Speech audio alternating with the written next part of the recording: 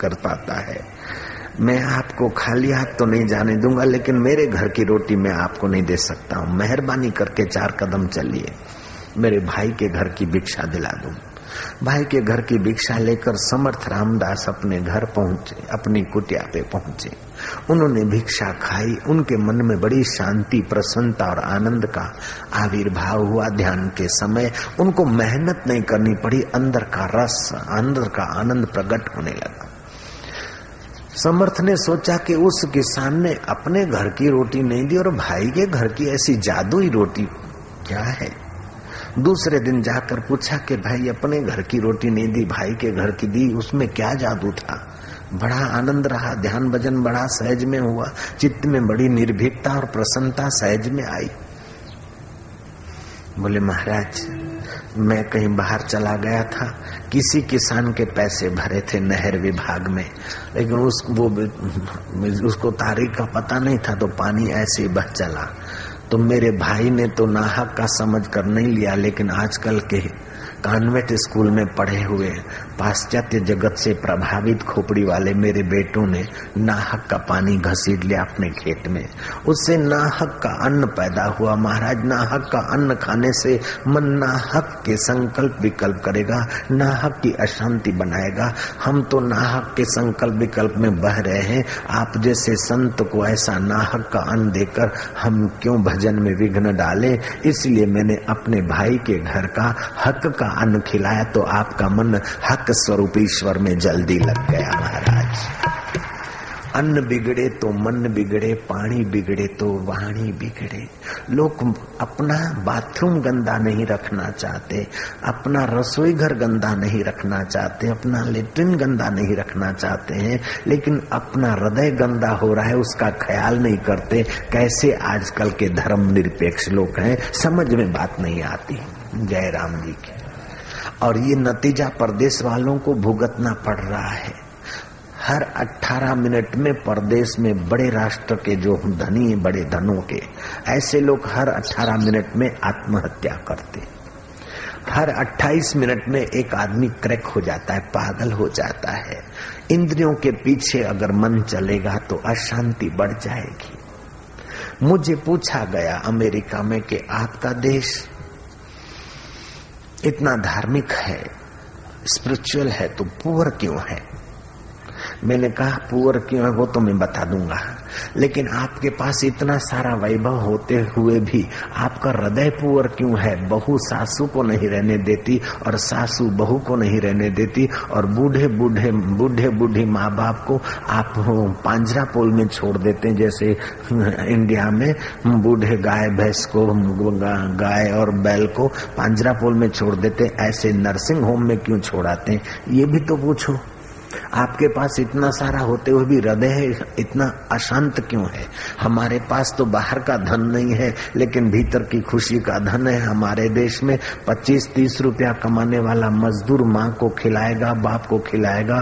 कभी कभार हमारे जैसे लोग जाएंगे तो 4-8 आने का हार लेकर हाजिर हो जाएगा। तुम्हारे पास इतना सारा है फिर भी माँ बाप को नहीं खिला सकते हो, इसका क्या कारण है। हमारा देश गरीब क्यों हुआ मैं बताता हूँ। वो जमाना था कि हमारे देशवासी सोने के बर्तनों में भोजन करते थे।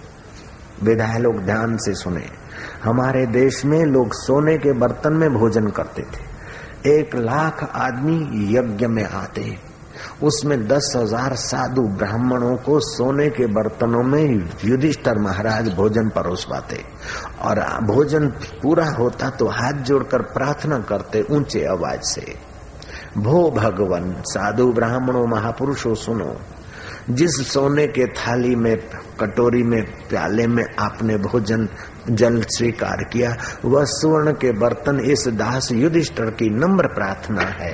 दान तो करता लेकिन नम्र होकर करता, उसका दान अनंत गुना फलदायी हो जाता है। घमंड और अभिमान से दान तो तुच्छ हो जाता है। युधिष्ठिर कहते हैं कि भो भगवान, प्रभु सुनो, आप लोगों ने जिन सोने के बर्तनों में भोजन किया है, वे सोने के बर्तन कृपा करके दक्षिणा के रूप में इस दास युधिष्ठिर की प्रार्थना स्वीकार करके ले जाइए।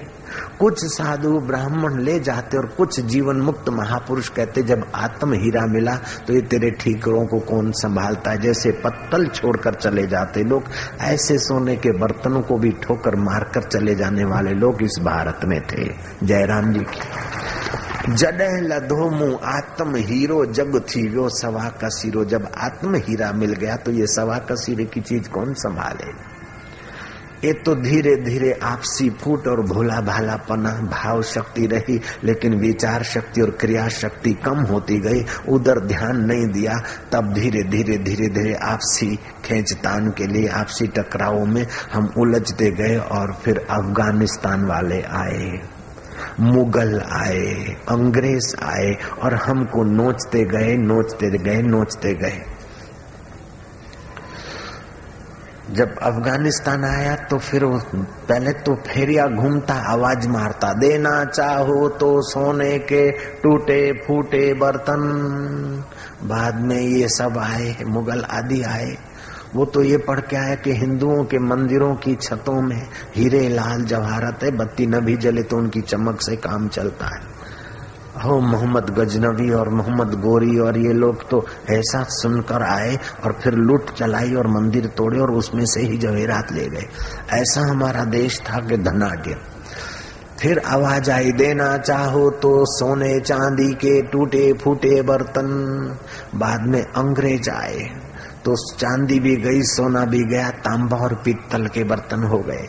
देना चाहो तो तांबे पित्तल के जूने पुराने बर्तन। बाद में फिर चला यहाँ का पैसा नोच नोच के परदेश में 10,000 करोड़ 5,000 करोड़ 2,000 करोड़ स्विस बैंकों में चोरों ने देश को नोच कर कंगाल बना दिया। फिर फेरिया के आवाज में बदलाहट सुनी हमने। हम जब बच्चे थे तो ये सुनते थे, 1948 49 50 के दिनों में ये सुनते थे, देना चाहो तो तांबे पित्तल के जूने पुराने बर्तन।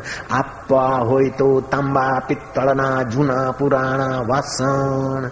लेकिन हमारे बच्चे अब क्या सुन रहे, देना चाहो तो प्लास्टिक की टूटी फूटी चंपल पस्ती। फिर भी हम अपने अंदर के खजाने को देखकर पाकर दीनहीन और लाचार नहीं हो रहे कि ये संपत्ति का सूर्य कभी किधर तो कभी किधर, कभी उत्तरायण तो कभी दक्षिणायन घूमता रहता है। लेकिन आध्यात्मिक संपत्ति में तो अभी भी भारत धनाढ्य है। भारत पहले भी विश्व का गुरु था और अभी भी ईमानदारी से कोई देखे, चाहे मार्क्स ट्वेन हो चाहे H.M. मुलेम हो। अमेरिका का तत्व चिंतक मार्क्स ट्वेन कहता है कि भारत आध्यात्मिक जगत में अब्जोपति है, और H.M. मुलेम कहता है कि हमारे पास हमारा कल्चर जो है जुगनू जैसा है। भारत का तत्व ज्ञान तो दोपहर का चमचमाता सूर्य है। महात्मा थोरो अपने कुटीर में एकांत में बैठे थे। उनका शिष्य एमरसन ने देखा कि कहीं सांप रेंग रहा है तो कहीं बिच्छू भटक रहे हैं। गुरुजी, आपको बड़ा बिग प्रॉब्लम हो सकता है। महात्मा थोरो ने कहा, I have no problem, never problem, you see my book. तुम देखो ये मेरी किताब कौन सी है। सिराने पर सिराने के पास किताब रखी थी। उस किताब का पवित्र नाम था भगवत गीता। सांप में भी मेरा चैतन्य है और बिच्छू की गहराई में भी मेरा चैतन्य है। मुझे सांप क्या करेगा? जब मेरा उसके प्रति द्वेष नहीं है, द्रोह नहीं, मैं उसका नहीं बिगाड़ता तो वो मेरा कैसे बिगाड़ेगा? ये है संयम और अहिंसा की दृढ़ आत्मवृत्ति। अहिंसा प्रतिष्ठा तत्सन्निधो वैर त्याग। अहिंसा में दृढ़ प्रतिष्ठा हो जाए तो वैरी का वैर वहां पिघल जाएगा, पानी पानी हो जाएगा। ये गीता की अहिंसा गजब की अहिंसा है। अहिंसा परमो धर्म महावीर ने कहा, वो बहुत अपने ढंग से अच्छा है साधकों के लिए, लेकिन कृष्ण की अहिंसा बड़ी जोरदार है। हिंसा को रोकने के लिए भी हिंसा की कहीं कभार आवश्यकता पड़ती, उसे अहिंसा कहा जा सकता है। जीसस ने कहा, तुम्हें कोई एक थप्पड़ मारता है तो विद्रोह न बढ़े, इसलिए उसको दूसरा गाल दे दो। दूसरे गाल पर थप्पड़ सह